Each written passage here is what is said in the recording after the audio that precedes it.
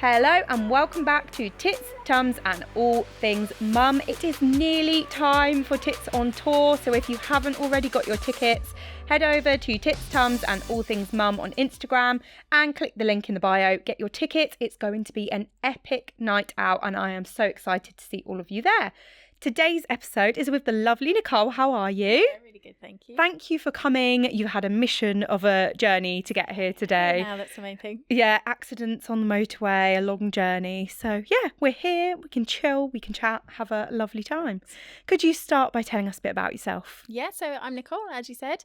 I'm 39 years old and I'm an author, editor, and I've recently released a book called Not a Survival Guide. Lovely. You sound a bit like me, like you've got all these like different plates spinning. Yeah, lots of plates spinning. Yeah. So it's hard to summarise it as I need to, but yeah. Yeah, I'm exactly the same. So we're kind of talking today about being a parent of teens. Yeah. And I thought this would be a great episode to do today. I started this podcast 4 years ago when mine were babies, but I feel like through the years, not only are my audience's children going to grow, but we'll get more people in who have maybe got teen children. So a lot of the episodes that we do focus on like school age children, babies. This is the first episode where we're talking about teen life. Oh, so yeah, I think all the teen mums out there will love to hear this episode. Than you realise. I'm terrified. My daughter, who is nearly 7, had her first sex education lesson yesterday. Yeah. And I was like, how is this happening already? Like, what's going on? Yeah, and a lot of the time parents haven't spoken to their children about that before they go in either. We kind of have, like, we've kind of done like a little bit, but there's only so much you can go into. And I think because it kind of, we weren't warned about it. Parents weren't warned about it. And I didn't say to her, you know, you're going to learn about the body today. I think she just got a little bit embarrassed. Yeah. It wasn't all of the kids got embarrassed. They were like, oh, we're talking about bottoms and stuff like that. But she did come home and she was like, Mum, I learnt about a vagina today. Really? And I was like, okay, cool. It was called a peony. Penis was a peony in our house for a while. Yeah. Oh, yeah. Some of them have called it a penny and like all of this stuff. And I'm like, oh, whatever. Tentacles as well. A penny and tentacles. I mean, that sounds terrifying. Yeah. What's going on? But yeah, like that crept around so quickly. So they're going to be teenagers before I know it. And that's absolutely terrifying. How is it being the mum of teens? Actually, it's, I don't want to sound like a cliche, but it is actually great. Like, really? It can be. I think the issue is like a lot of the narrative that we learn is horrible. Teenagers are horrible. Yeah. It's a scary time. Well, I grew up with my brother who was a horrible teen. I'm not saying they can't be challenging. Yeah. Like, that certainly happens. We have some really challenging moments and some moments where I have to step back and just be like, okay, just take a moment, take a breath. Yeah. But in the same way that you have done through all the other stages, I guess, babies and toddlers, it just happens to be they're a lot bigger than you now. Yeah. And you have some different levels of challenges. Yeah. That's the thing with motherhood, isn't it? Like, no matter where you are, there's always a phase of something that's challenging. It's like, can you give us a fucking break now, please? Like, we're done with challenges. It's relearning. I think that's the biggest thing, where you go from like babies, toddlers, every stage you're relearning what you've already done before, and that's where the book came from. Yeah. I was just I was in a world of like, I should know what I'm doing by now. Yeah. I should absolutely have this sewn up. I've been a parent to a child for over 10 years and now I don't know what the fuck I'm doing again. Yeah. So, yeah. It's crazy, isn't it? And you're always having to learn and like adapt your parenting based on how they're being and, you know, what stage of life they're in as well. Completely. And did you kind of notice a transition into the teenage period? Like, did you notice a change in their behaviours or anything like that, or was it so slow and gradual that you just kind of went with it? I think it was an absolute combination of the two things. So it's been a gradual process that they've been growing up. But as far as those outbursts and the things that you kind of expect in teenagers, I had a couple of those from my daughter at the age of 8 and then I didn't get another couple until they were 10, 11 and onwards. And they got kind of closer together, maybe those outbursts, and you can map them a little bit more, especially with girls. You can map their kind of hormones as the month goes on and kind of acknowledge that that's what's going on for them. But certainly it's such a gradual process that it takes you by surprise some days. Because it's more extreme than others. But most of the time you're just growing up with them, and you're growing into being the parent that they need as they're growing. So it's a combination. But it just does come around so quickly. Like now that my daughter started having these chats at school, I'm thinking, right, we need to start period conversations. I'm like, fuck, how are we doing that already? Yeah. Like it's crazy, isn't it? Because some girls can start their periods from like the age of maybe like 10. Yeah, completely. Like a bit earlier sometimes. Oh really? I think I would just say in any situation like that, any of those questions, to just normalize them in day-to-day situations so that they're not a question and they just become normality. Like, oh, I'm just doing this now. Well, my children never let me go to the toilet alone anyway, so they know all about like my periods and like they call it mummy's bleeding time and stuff like that. Children let you go to the toilet? I know, exactly. So they know all about. My dog doesn't even let me go to the toilet. No, I know.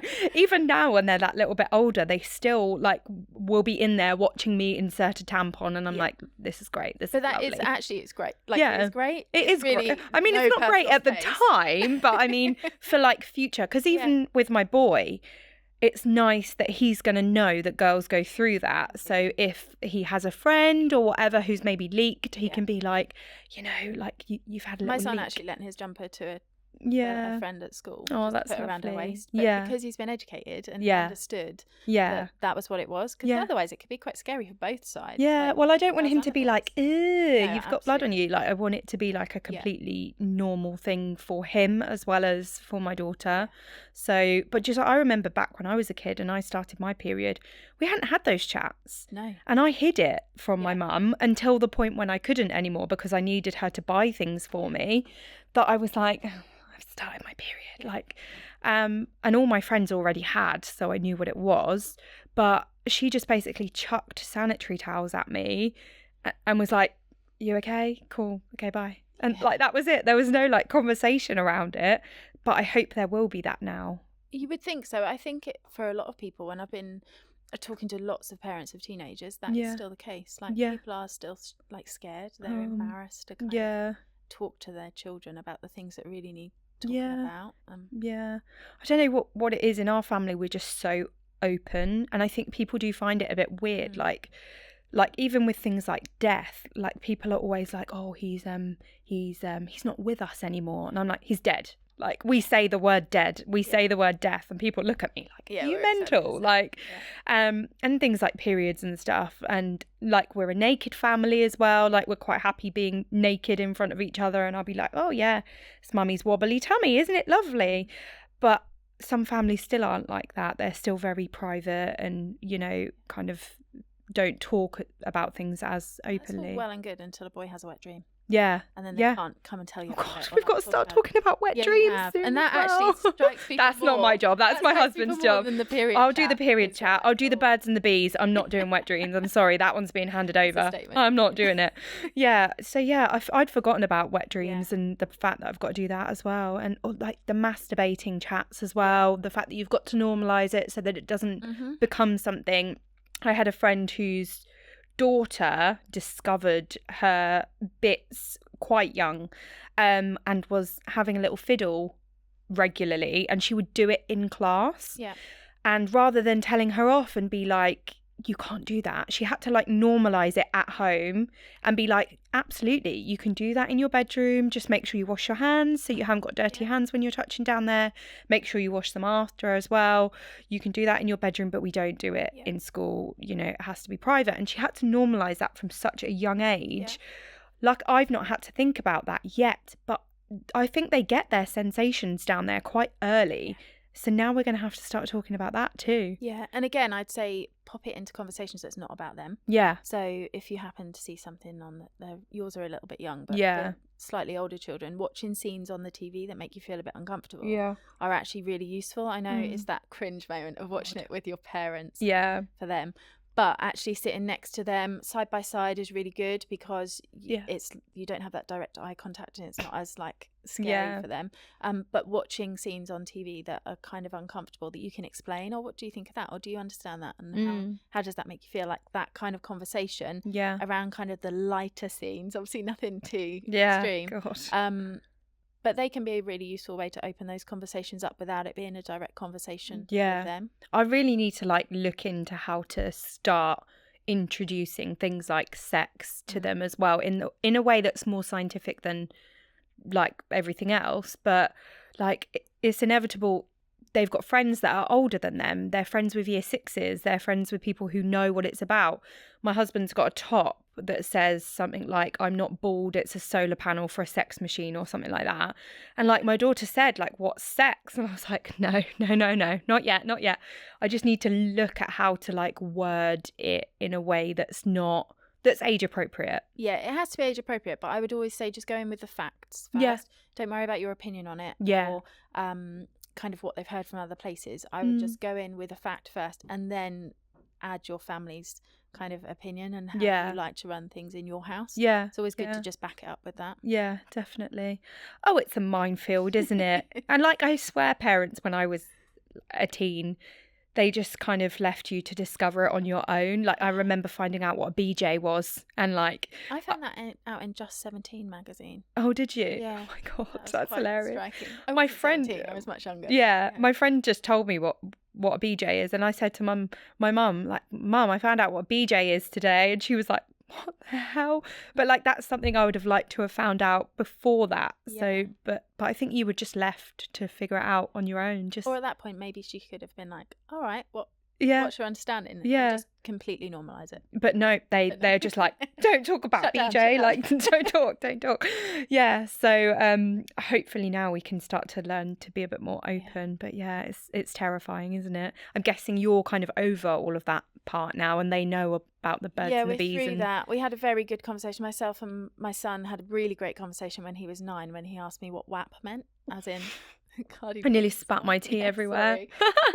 So did I at the time, to be fair. Yeah. I was kind of in the middle of clearing out a room. I was in the throes of all these boxes and things, and he just came through really casually and was like, Mum? I was like, yeah. He was like, what does WAP mean? I was like, how the fuck do you even tell him what a WAP is? I literally told him. I missed out the A, which is arse, because I thought it was unnecessary. Yeah. But then we had a chat about like the aspects of it, what it was, what it meant. Yeah. And actually he was like, oh, right, okay. And then he was like, oh, so, and how does Spider-Man shoot webs? I was like, okay, we're over that conversation now. He literally went from we went from WAP to Spider-Man. Okay. Yeah. That for them, if you normalise it, it's not a thing. Yeah. It just becomes what it is. My son calls wraps, as in like tortilla wraps, WAPs. Brilliant. And so now he'll be like, at dinner time, he'll be like, Mummy, can you get me a WAP? And I'm just sitting there like, fuck hell, please stop calling it a WAP. So yeah, I dread the day that they ask me what a WAP is. Yeah, and just all things like that are so out there. I mean, you look at people like Sabrina Carpenter, who is doing a lot of like the sexualization of things on stage. My daughter loves Sabrina Carpenter, so at some point she's going to ask me, like, what do all these things mean? Or she's not going to ask you, and she's going to go searching for the answers herself. Yeah, exactly. So that's why we have to, like... Yeah, I know. Scary. But what have you found to be the best part of, like, transitioning into the teenage years? What have I found the best part?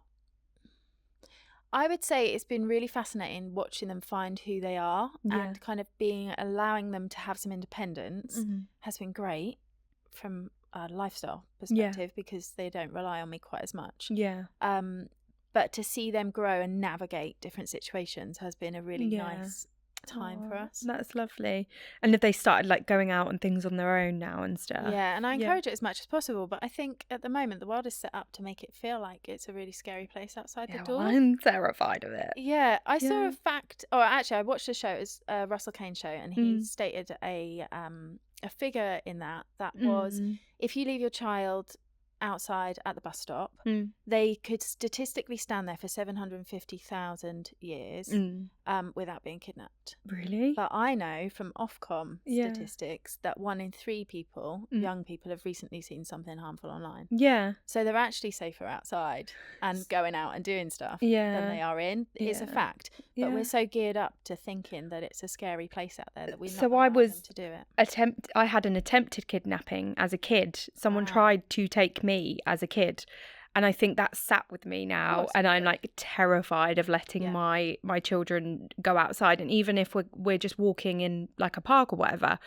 I do not let them out of my sight because I'm like, someone's going to take them. But that's just what I have experienced. So I think you do see on media, you know, kidnappings, kids going missing, all of that stuff, and you do kind of worry about your children. You don't see all the other ones that haven't been. Yeah, that's the thing, is you only see the bad online and everywhere. So it's tricky. It's a tough world to live in now.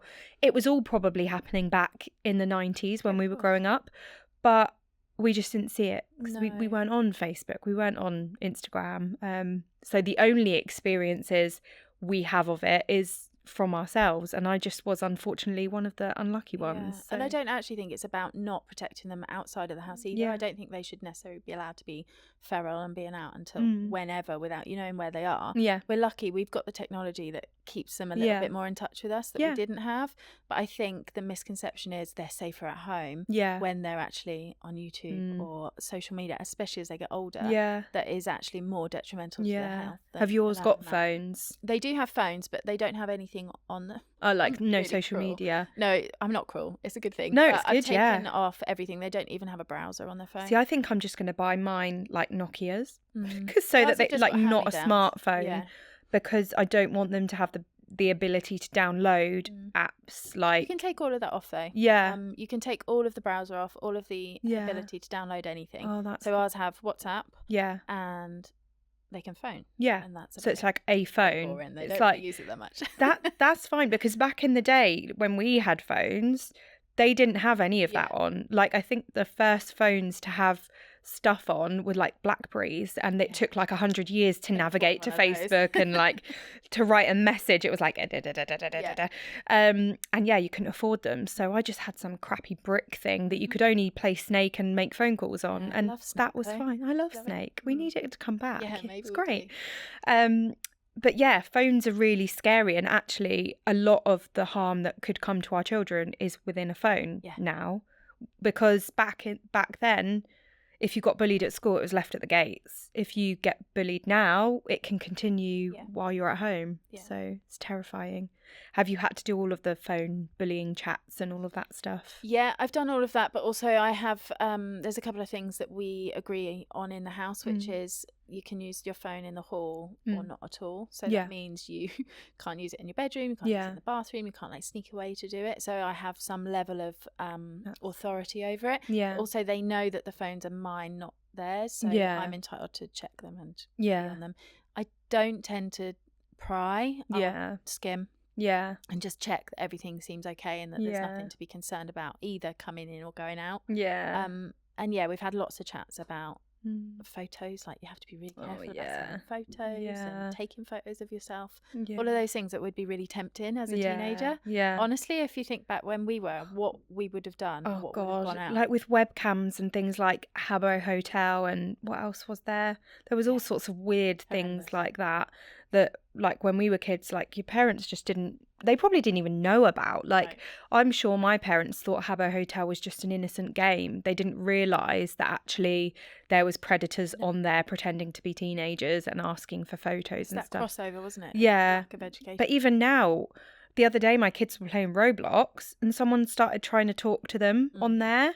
And I was like, I did not know that you could do that. Like, so now I'm like, right, how do we block people from being able to talk to you on Roblox? What do we do with that? I think there's just been a court case with regards to Roblox, really, with what they need to do to be protecting the children. But it's terrifying because I don't know any of that stuff. Like, they were innocently playing a game that I thought was safe for their age, and that all of the kids their age are playing, and all of a sudden that's now become unsafe as well. It's terrifying. It's really hard to keep on top of.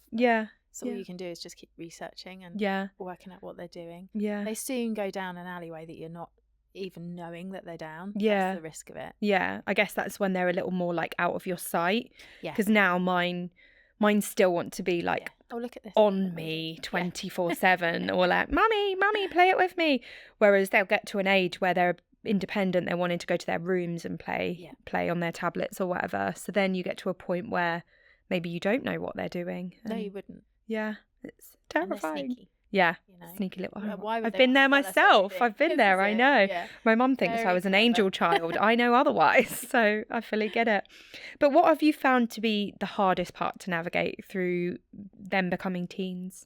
The hardest bit is definitely that they seem to want you less than ever, but actually they need you more. Yeah. So they're pushing you away. It's that constant push and pull. Yeah.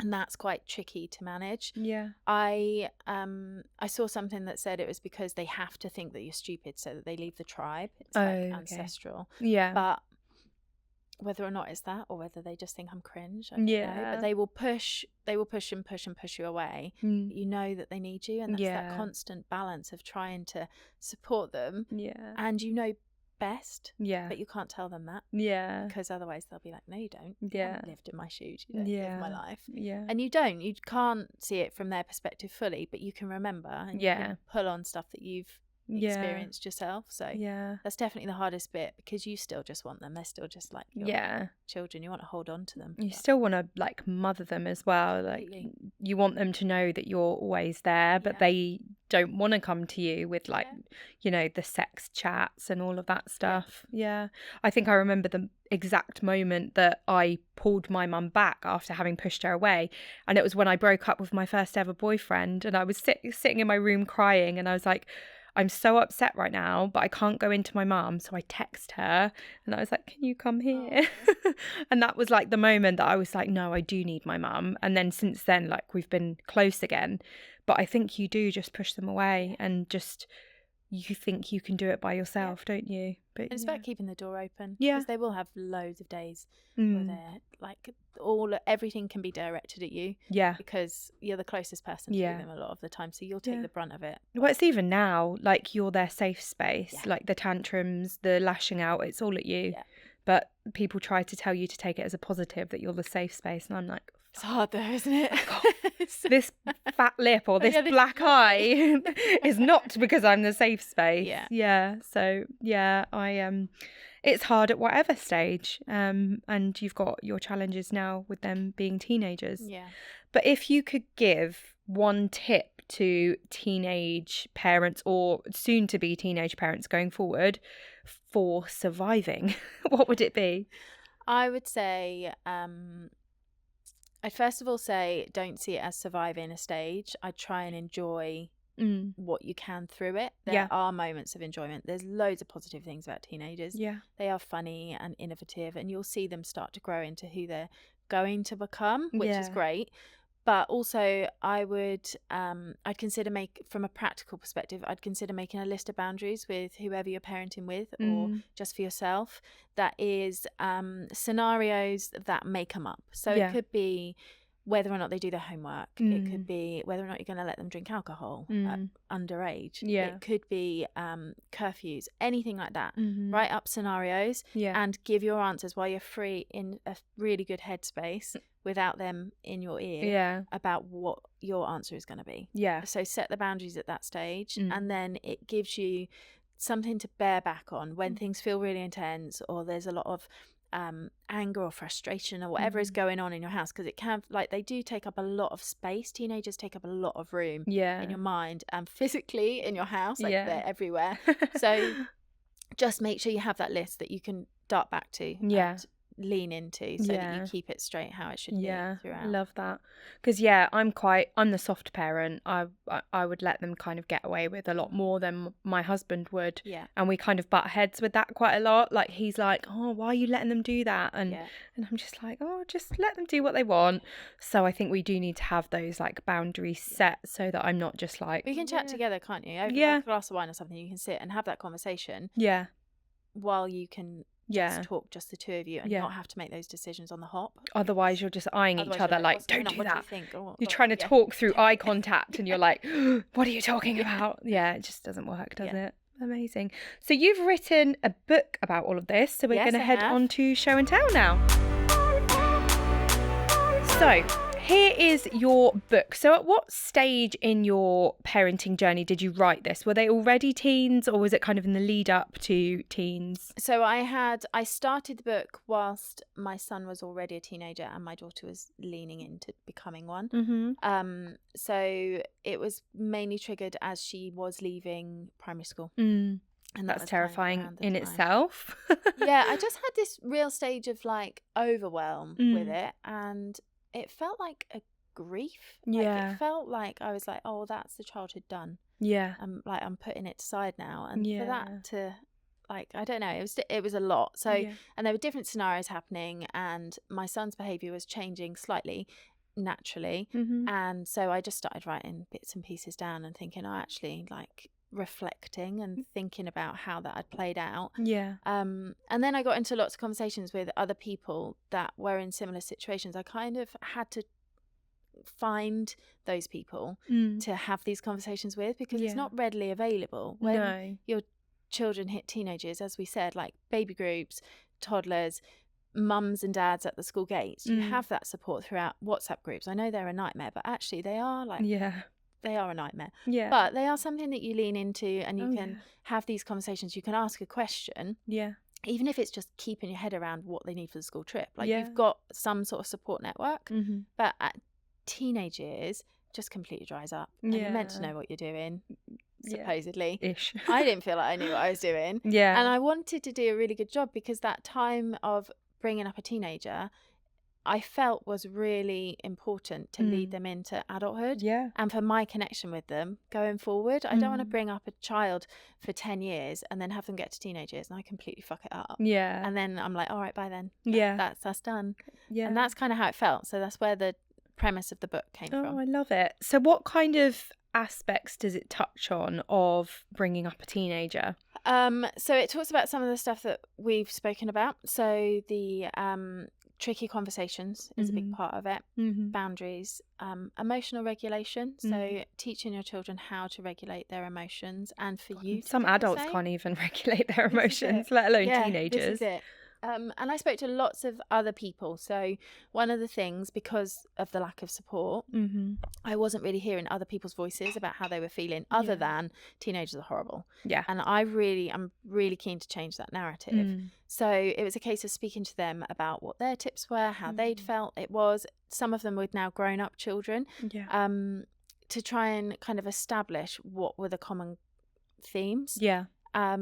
One is that you just always have to have your teenagers back, regardless of if you fully want to or not. You need to just keep turning up, keep being present. And then I spoke to people like TJ Power, who's a neurologist. We've got lots of stuff about brain chemicals in here as well. So and it's done in little tiny short sections, so that when you're in the between stuff, you can't commit to a big book. So many parenting guides are massive and overwhelming, and maybe just about one niche area. This kind of takes you through all the things that pop up day to day and through the year when you're managing teenagers. I love that. Amazing. And where can people find that book? You can find the book anywhere, actually. It's on Amazon. It's also Waterstones, WH Smith, and lots of independent booksellers will be able to get it in for you as well. Amazing. Oh, well done for writing something like that, because I feel like there's so many people out there who need that kind of stuff, but it's so hard to find those kind of like guides for the whole phase of parenthood, really, isn't it? So for it to all be in one place is really handy. It's when you're pulling your hair out, you can just I definitely does it cover talking about wet dreams? That's all I want to know. Basically, cool. Well, I'll be buying that then. Now you've scared me about that part. I'm scared. I hadn't even thought about that, and now I'm like, oh shit. A lot of the time you don't think about it until they ask you the question, then you're like, oh gosh, that's exactly what I was like when my daughter asked me what sex was. I was like, can I come back to you on that? Once I figured out how to tell you. And that's okay too. Oh, the amount of times I've had to say, can I come back to you once I've spoken to ChatGPT? Thanks. Need to sort this out first. So she's actually waiting on a couple of answers from me now after yesterday's conversation at school about everything. She's been asking about like the egg and the sperm, and I'm like, fuck, how do I explain how that gets in there? So I think we're going to have these chats pretty soon, which is scary. She's only 7. It's okay. It's terrifying. It's okay. You can do it. Okay, let's do spin and spill with the wheel. Okay, so here is our spin and spill wheel. So if you want to give it a good old spin, and we'll see what you get. There's a few that we're going to hope that it's not. Oh, it's a confession. Do you have anything that you want to confess? And I'll see if I have any confessions. Do I have any from the audience? The last one that I read off of here was actually quite brutal. It was someone saying they don't love their husband anymore. Oh, so, no. Yeah. Imagine if that was mine now and I'm sitting... I mean, I don't think you would. Just to let you know. But, although, I was talking to my friend before we came on here, because she was in the studio before, and I was talking, because my husband, we've got a very, very, very rare child-free night tomorrow night. Lovely. And I was like, yes, we get to spend time together, we get to have a date night. He's gone off and tried to find anyone that's free to come and spend time with us. And I was like, don't you want to just spend time with me? Cool, and he's asked my 2 friends that were here, like, do you want to go out? And I was like, can you guys be busy, so that he actually has to spend time with me? Okay, thanks. Because I was like, cool. How fucking rude. He doesn't want to spend time with me. Right, here we go. Last year, I broke down by the road for 2.5 hours. I had to squeeze my boob milk into a towel and pee in a nappy. I mean, that seems practical. Yeah, I think that's quite wise. I'd probably just squeeze my boob milk out into thin air, just like like a super soaker. I mean, it depends how long you're going to be stuck there. You might want to keep it for... Yeah, you'd have to get like a vessel of some sort to squeeze it into to keep it. Imagine if you were dying of thirst and you just squeeze it out. I'd drink breast milk if I was thirsty. It's not that bad. No. It's quite sweet. I feel like it could be a waste if you were just... Yeah, exactly. That could be like a Bear Grylls like life survival hack. Yeah. Like if you are lactating, like squeeze it, have a drink. Sorted. I've heard the weeing at festivals into a nappy is a thing nowadays, apparently. Oh, really? I've had a few weeing nappies confessions, actually. Yeah. The other one was she was at swimming and was in the changing room with her kids, needed a wee, didn't want to have to drag all the kids to the toilet, so she just peed in a nappy. And I was like, it would hold an adult wee? Well, it must do if all these people are peeing into nappies. Wow. I guess it depends what size nappy as well, because a newborn nappy, I don't think that would take an adult wee. Yeah. But like a size 6 nappy, I reckon would. Yeah.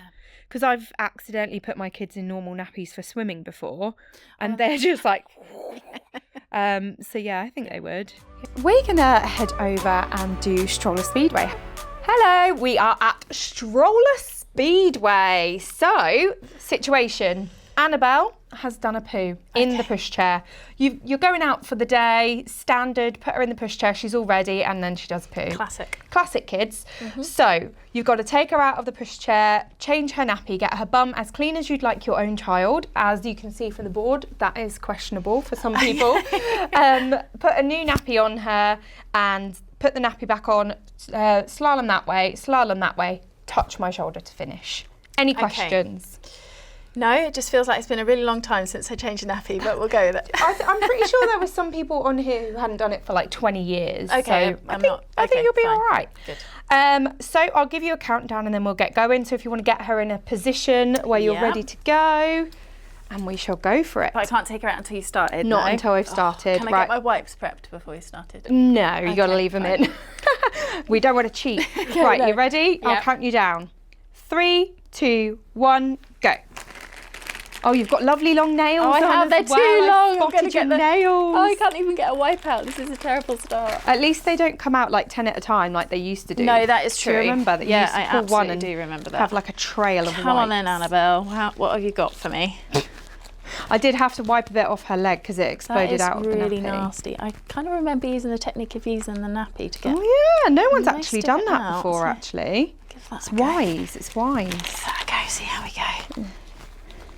I'll let you know of time. Only as clean as my own children, right? As clean as your own children. Can I put on her head, or do I need to keep her like a yeah, you baby? can put her on. She's been in all sorts of positions, that poor Annabelle. Oh my goodness me. I don't miss this. No, I know, right? Although my son did come up to me this morning, I was still in bed, he came in and woke me up and he went, Mummy, can you check if I've pooed myself? Oh, no. I was like, what? Like, he's not had an accident for a really long time. Mine are teenagers now. Hopefully I don't get that again. I mean, I don't know. Who knows? After a few drinks. Exactly. You never know what sort of even... Oh, there is loads around the back. I thought I was doing really well. You're just over 1 minute now. Oh, You've passed the top mark. Oh my goodness. I think I'm just going to have to deal with it like this. She's just going to have to go with it on her leg, I think. You're doing well. You're doing well. Oh, it's so sticky. I know. Is this better than Nutella? I'm not sure. It actually is. The Nutella, especially in this hot weather that we're having, was really sticking everywhere. So it's all over we made the move to peanut butter. Yeah, lovely. Come on, Annabelle. Work with me. Do you know what, Nicole? We might actually have a new bottom of the leaderboard. Oh no! This is awful. This way slalom that the other way. Slalom back, touch my shoulder to finish. Come on, Annabelle. I've got to catch up. You got this, you got this. Oh, no. Oh, my friend is going to be absolutely wetting herself if I'm last. You're not last. Okay, nearly though, I would think. You are second to last. Oh, yes. So you are 1 minute 54. Wow. So you're literally second to last. That's a good reason not to have to change a nappy again. There you go. Oh, I was actually hoping maybe that we might get poor Emily, the mum practitioner, off the bottom spot because she's been there since day one. Oh, good. Nobody's ever gone past her. Not good for her, but good yeah, for me. She's desperate to come back on and get rid of the bottom spot. But yeah, second to last. Okay, I mean, you've redeemed yourself by one person, so it's fine. This is it. Amazing. Let's head back over. Thank you. Do you have anything to confess? I do. What would I have? I think a lot of my stuff that I would confess, I don't really care about sharing. It's not a confession. Yeah. Confessed it over the years, like the postman's seen my tits quite a few times when I've been like breastfeeding and forgot to put it away or whatever. So there's not a lot that I have to confess to. I'm saying. Yeah. Amazing. Well, thank you so much for coming on today. I'm so glad we've got an episode like this going out there because it's the first episode where we've talked about teen life. So, yeah, do you want to finish by telling everyone where we can find you online? And you've already said about your book, so just you. The best place to find me is on Instagram @by Nicole Howes, and I'm popping out lots of tips and helpful, hopefully, bits of knowledge to try and help you through your teenage journeys. Amazing.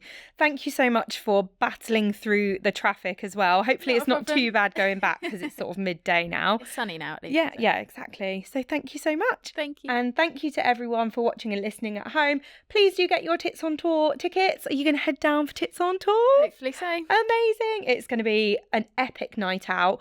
My inflatable tits have been they're done and they're being posted out today. Wow. I got sent a photo of them this morning and I ran upstairs to these guys. I was like, look at my tits. They're so cool. They stood a person in front of them just for like scale size. How big are your tits? They're like halfway up the person. Amazing. Like giant inflatable titties. So I'm so excited. So head to titstumsandallthingsmum on Instagram and click the link in the bio to get your tickets. They're £35 and it's going to be an epic night out. So make sure you get those. And please do subscribe, follow, download, all the things, and I'll see you next time.